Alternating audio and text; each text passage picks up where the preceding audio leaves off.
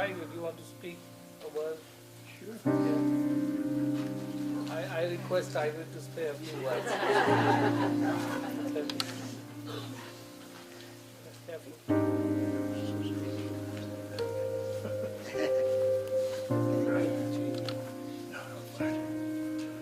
Forgive me, I'm going to have to compose myself a little bit.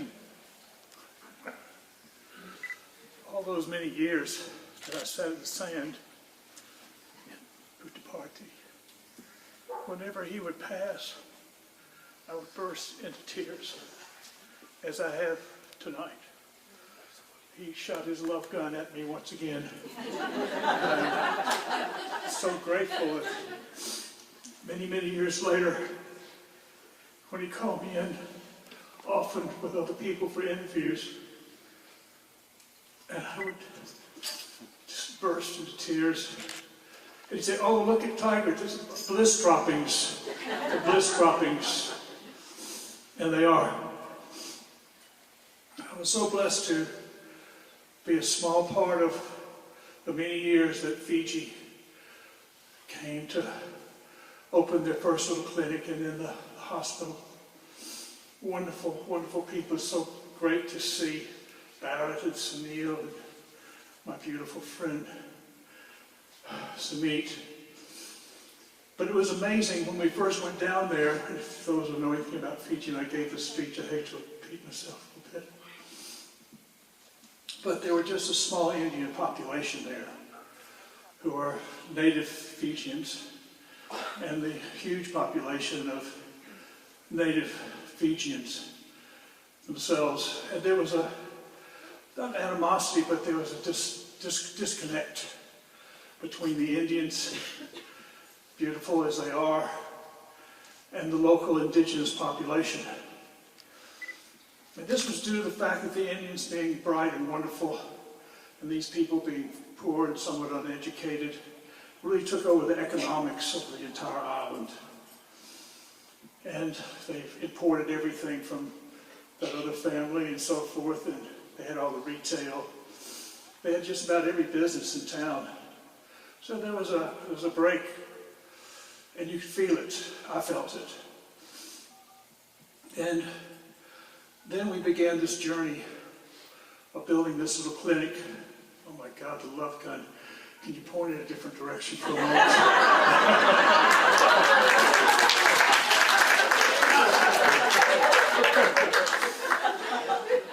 At any rate, it was remarkable because you could feel this difference, this disconnect between the small, very wealthy Indian population in this place and the natives who are beautiful, beautiful, beautiful people. And then as we came down and Swami came down and we started with Sumit, his family, this incredible little clinic, and the years go by, and they do a hospital, and I guess I went down there about 10 times over this long period. And it was amazing. I arrived at the hospital, and a local fellow said, "What are you doing here?" I said, "I'm here to celebrate the 1-year anniversary of the Sanjeevani Hospital." He said, "Oh my God, we're so happy that you're here. We're so happy that the Indian community has done this for us. It's just amazing." And what had happened is that year, with some 200 open heart surgeries and this amazing, amazing self-service wrapped in this divine love, the fabric of the community changed. And suddenly, all of these wonderful Indian folk and the locals there bonded at last. In so many different ways, so many institutions were involved, so many things that you did. When we walked down that hallway and I saw how this amazing journey had brought this community together. Last night, I was talking to one of the doctors, wonderful 3 doctors, because I'd gone up to the Atlanta fundraiser. And the doctor was telling me last night, he said, "Remember, Mr. Tiger, when we opened this little clinic, we were lucky to get 1 person a week. One person a week, maybe 2. But they continued with their journey.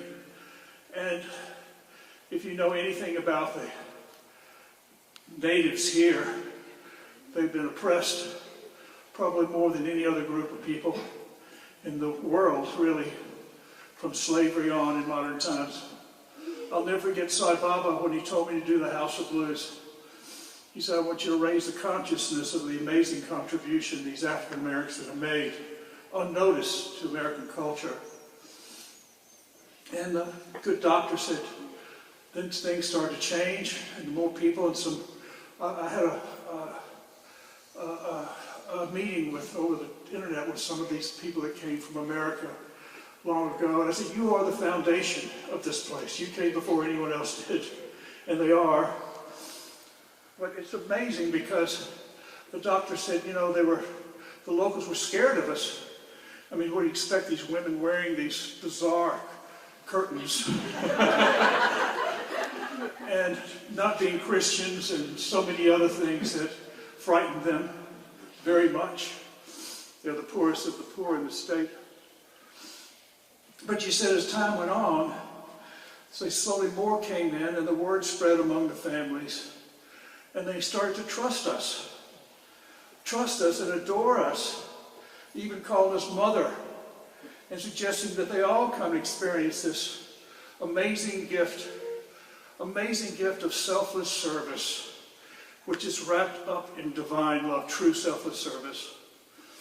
It's been such an amazing thing because just like Fiji, there's been a transition here too, all to this wonderful aspects of opening these hospitals. They're really fronts for selfless service. They're really fronts for all of us to grow and learn and be. But to see this, my homeland, and these poor folks that I adore so much. In fact, I'll never forget, Sai Baba told me Africans have the ability to love more than any other race on the planet. I believe that I was raised by African Americans. I know this. So it's been so spectacular to come back and hear this glorious day, opening this hospital that no one would ever believe would happen, in a town that is now, I think, John could tell you, has picked up the spirit and so forth of what's going on, certainly among the African American community, and this wonderful gift that has been brought to elevate all of us. He passed by. And he connected me with myself again, my true self, and I'm grateful for these tears of bliss, which I've missed so much, so very much. Thank you for having me, and thank all of that have participated in this amazing journey. It's just beginning, and in Fiji it's just beginning. But the beginning of this coming together under this amazing umbrella of selfless service is changing the fabric of this culture as it has in Fiji. It's now had here. What an amazing effect divine love is on everyone. So thank you for having me, my dear wonderful Guru, and thank all of you. I want you to know every one of you is a miracle. If you walk in these footsteps, you are a miracle. The transitions that you've been through are miraculous, and you know it, or you wouldn't be sitting here today. But don't forget who you are. You are divine and you're immortal. Nothing else.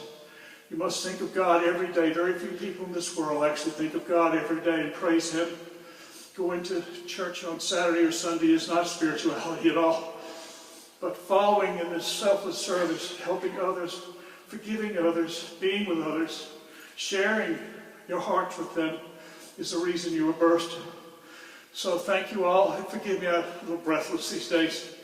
And I appreciate being here and seeing all my, oh, there's Sunil, my goodness, and Barrett, and all that whole crew from that wonderful land down under. Thank you, Swami. Sai Ram.